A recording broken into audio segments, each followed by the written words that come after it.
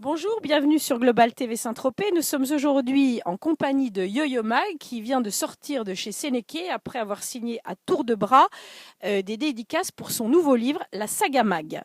Donc, Yo-Yo, vous êtes Saint-Pauloise, née donc à Saint-Paul-de-Vence, mariée même à Saint-Paul-de-Vence. Vous avez comme amis d'enfance les enfants de la Colombe d'Or. Vous êtes dans un village d'artistes. J'aimerais savoir qu'est-ce qui cristallise, pourquoi les artistes s'intéressent à un village en particulier.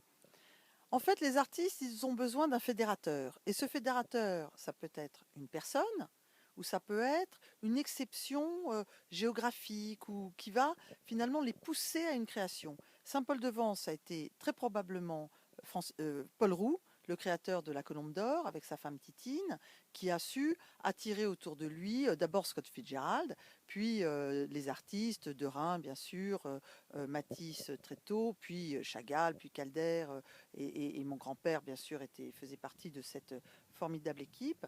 Et je pense que Saint-Tropez, alors c'est peut-être pas un homme, c'est une exception, c'est cette lumière quand même extraordinaire, typique de Saint-Tropez et que tous les artistes depuis le 19e ont peinte. Donc en fait, ici, c'est vous mettez ça sur le compte de la lumière essentiellement. Oui, parce que c'est presque un mystère pour les artistes. Il faut qu'ils arrivent à aller au-delà, à percer ce mystère. Pourquoi ici la vibration chromatique? On parle de couleur, c'est facile. Pour les artistes, effectivement, le mot vibration chromatique est plus juste. Pourquoi est-ce qu'il y a des vibrations de couleurs totalement différentes d'ailleurs? Bah, Rothko, exemple, est un peintre de la vibration chromatique. Oui, mais tous les grands artistes de la couleur. Alors ceux qui ont peint Saint-Tropez, c'est bien sûr Signac, c'est Bonnard, c'est Camoin, extraordinaire artiste Camoin, qui a fait beaucoup de vues entre les pins, avec la baie de Saint-Tropez.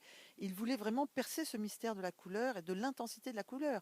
Quand on est à Saint-Tropez les jours de Mistral, on a quand même une luminosité et le bleu est plus bleu, le vert est plus vert. Il faut quand même arriver à le maîtriser, à le dompter. Absolument. Est-ce que la situation géographique aussi, c'est-à-dire cet accès difficile, cette sortie difficile, puisque c'est une presqu'île, contribue aussi à avoir attiré les artistes? Oui, parce que les artistes sont pas des gens qui passent à un endroit, n'aiment pas les villes de passage. Saint-Tropez, on doit décider d'y aller. C'est un choix. Je décide d'aller poser mon chevalet pour peindre Saint-Tropez, comme je décide de poser mon chevalet pour aller peindre Montmartre. Montmartre, c'est pas, on peut pas passer par Montmartre. On est obligé de prendre la décision de monter jusqu'à la place du Tertre et où se sont installés les artistes. Donc il y a presque déjà une, le choix du sujet finalement est très important. Et c'est pas un sujet de passage. Saint-Tropez n'est pas un sujet de passage. Bon, alors, longue vie à Saint-Tropez et à cet amour entre les artistes et ce petit village. Et longue vie à votre livre, Yo-Yo, qui est absolument merveilleux d'anecdotes sur une enfance pas comme les autres. Une vie pas comme les autres, des gens exceptionnels et beaucoup la Côte d'Azur. Je parle bien sûr beaucoup de la Côte d'Azur. Absolument. Merci beaucoup.